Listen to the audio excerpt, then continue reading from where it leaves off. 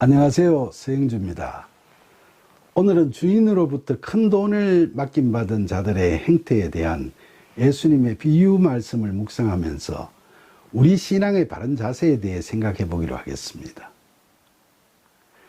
어떤 부자가 타국으로 나가면서 종들에게 각각 그 재능대로 돈을 맡겼는데, 한 사람에게는 금 5달란트, 다른 한 사람에게는 2달란트, 그리고 또 한 사람에게는 1달란트를 맡겼답니다. 당시 화폐로 금화 1달란트는 은하 6,000데나리온이었죠. 1데나리온은 근로자 하루 임금이니까 1달란트는 근로자 한 사람의 16년이 넘는 기간 동안의 임금을 합한 금액이죠. 요즘 최저임금으로 연봉 계산을 해보면 연 한 2,500만 원 정도가 되니까 종들에게 맡긴 돈을 오늘날 화폐로 보면 5달란트는 약 20억 원, 2달란트는 약 8억 원, 1달란트는 약 4억 원에 달하니까 굉장히 큰 금액을 맡긴 거죠. 그런데 5달란트를 받은 종과 2달란트를 받은 종은 바로 가서 그 돈으로 장사를 해서 돈을 받은 액수의 2배로 불렸죠. 그러나 1달란트를 받은 종은 이들과는 달리 받은 돈을 땅에다 파묻고 감추어 두었답니다.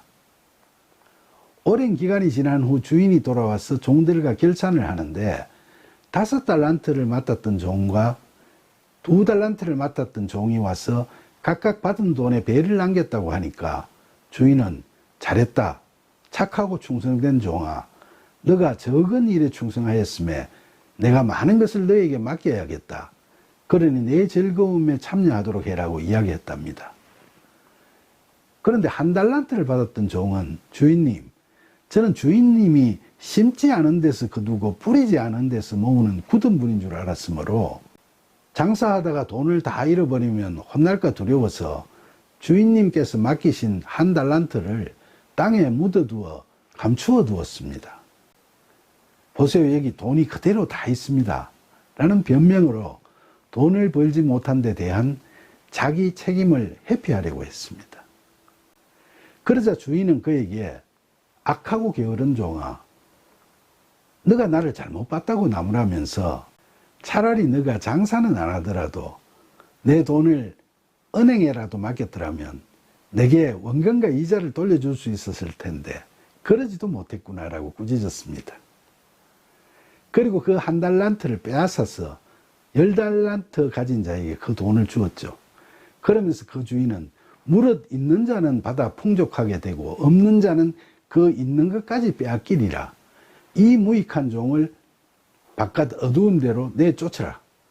거기서 슬피 울며 이를 갈겠지만 그리 하라고 그를 책망하며 밖으로 쫓아냈답니다. 예수님의 이 비유의 말씀에서 나오는 주인은 누구를 상징하는 것 같습니까? 십자가에서 죽으시고 부활하셨다가 성천하시고 훗날 재림하실 예수 그리스도를 상징하고 있다고 하겠죠. 그럼 종들은 당연히 예수 그리스도의 종이니까 우리 그리스도인들을 상징하고 있다고 할 수 있겠습니다. 하나님의 뜻에 따라 순종하며 살아가도록 부르심을 받고 소명받은 자들이죠. 그럼 종들에게 맡겨진 달란트는 뭘 상징하고 있습니까? 이 답으로는 서로 다른 해석이 있습니다. 첫째로는 이 비유의 이야기를 성실한 신앙생활에 대한 설교라고 보고 일반적으로 해석하기 쉬운 답이 있죠. 그건 여기서 달란트라고 하는 것은 하나님께서 우리에게 주신 재능이나 재산, 건강 또는 영적 능력, 그리고 그 밖에 갖가지 은사들과 같은 하나님의 은혜의 선물들을 상징한다는 겁니다. 그래서 5달란트를 받은 자가 장사를 잘해서 5달란트를 남기고 2달란트를 받은 자가 장사를 잘해서 2달란트를 남겼다는 건 자신이 하나님으로부터 받은 은혜의 분량대로 열심과 성심을 다해서 하나님께 영광을 돌릴 수 있는 선한 일을 최선을 다해 이행했다는 겁니다. 그런데 문제는 1달란트를 받은 사람이죠. 그는 자신이 맡은 1달란트를 그저 땅속에 묻어두었다는 거죠.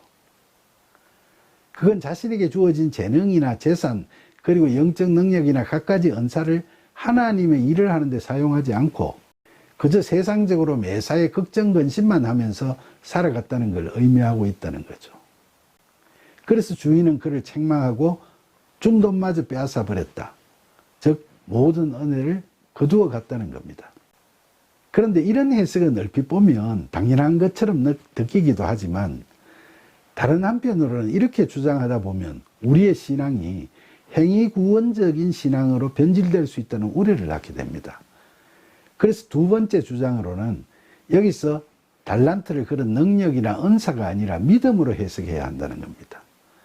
사실 오늘 이 달란트 비유의 이야기는 예수님께서 제자들에게 성전이 완전히 무너질 것이라고 예언하시자 제자들이 예수님께 어느 때에 그런 일이 있을 것이며 또 주님의 임하심과 세상 끝에는 무슨 징조가 있겠습니까? 하고 물었을 때 하신 여러 말씀 중에 하나죠. 그리고 이런 말씀들을 마치시고 예수님께서는 십자가 죽으심을 예고하시면서 제자들과 마지막 만찬을 하시고 유대 지도자들에게 잡혀가시게 되죠. 그러니까 이 달란트 비유 말씀은 십자가 죽으심을 앞두고 장차 다가올 종말의 날에 대비해서 제자들이 받은 소명을 잘 수행해 나가기를 바라시면서 하신 당부 말씀이라고 하겠죠. 그럼 제자들이 받은 소명은 무엇입니까? 바로 하나님 나라와 그 의를 위하여 땅끝까지 복음을 전파해서 하나님 나라를 이루어가는데 최선을 다하는 거죠. 그리고 이 복음 전파에서 중요한 것은 예수 그리스도의 복음의 진리에 대해 전하는 자의 믿음이 바른 믿음이어야 한다는 거죠. 그런데 이 믿음은 우리의 의지나 노력에 의해 얻어지는 게 아니라 하나님의 은혜에 의해 얻어지는 겁니다. 그리고 그렇게 은혜를 받은 믿음은 다 같은 분량이 아니고 각자 감당할 만큼 주어지기 때문에 다를 수밖에 없습니다.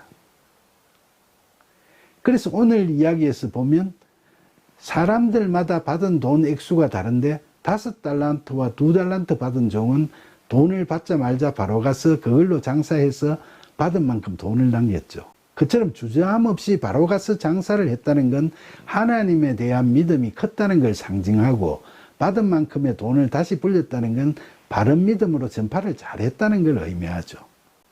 그런데 여기서 중요한 것은 주인이 5달란트를 받은 자나 2달란트를 받은 자나 남긴 돈의 절대 액수와는 관계없이 둘 다 자신에게 맡긴 돈의 배를 남긴 데 대해서 똑같이 칭찬을 하고 주인의 즐거움에 참여토록 해주었죠.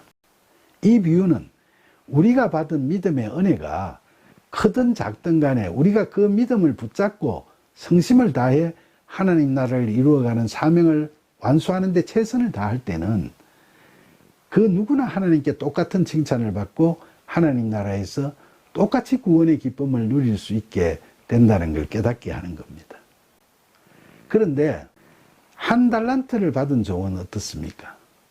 우선 그는 주인을 돈을 마구 착취하는 굳은 사람이라고 잘못 이해하고 있었죠. 그러니까 겉으로는 하나님의 종이라면서 교회를 다니고는 있지만 하나님의 뜻을 잘 모르는 그런 자들이 이런 자에 해당되죠. 그리고 그에게 주어진 돈이 다른 2사람에 비해서 적을지라도 그가 받은 1달란트도 근로자 1인의 16년 넘는 기간의 임금을 합한 돈이니까 절대적 액수로는 많은 거죠. 그러니까 그가 돈을 적게 받아서 주인을 실망하게 했다고 할 수는 없고 주인에 대한 잘못된 믿음을 갖고 있었기 때문에 돈을 정식시키지를 못했다고 볼 수 있죠.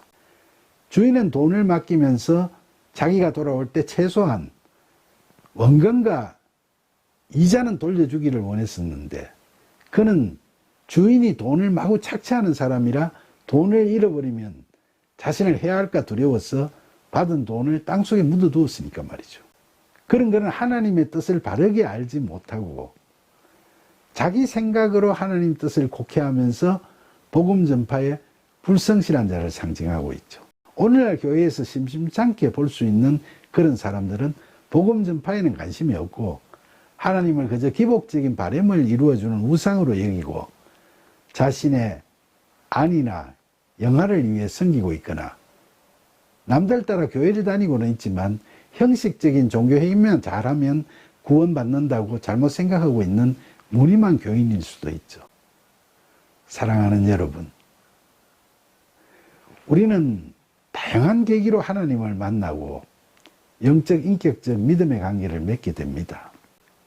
그런데 이 달란트 비유에서도 볼 수 있듯이 우리는 마치 한 달란트를 받은 사람처럼 하나님이 어떤 분이신지를 우리의 제한적인 안목으로 판단하고 하나님의 뜻을 별 생각 없이 우리의 상식과 판단 기준에 따라 우리의 사고잣대로 그려내버리는 잘못을 저지르기 쉽습니다. 그런데 예수님께서는 하늘에 계시는 내 아버지의 뜻대로 행하는 자라야 천국에 들어갈 수 있다고 말씀하셨죠.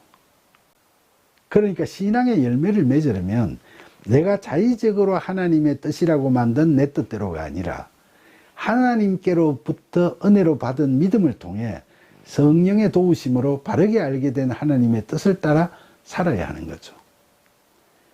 예수님께서 경고하신 대로 평소에 내 뜻대로 주여 주여 하면서 선지자 노릇하고 귀신을 쫓아내고 많은 권능을 행했다고 자랑해봐야 그날에 예수님께서 난 너를 도무지 알지 못한다 하시면 아무 소용이 없지 않겠습니까?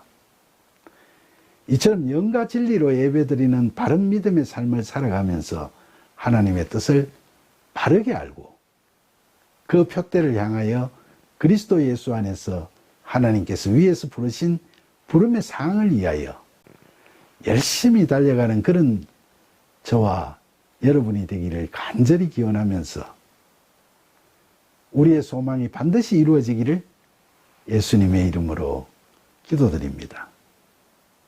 아멘.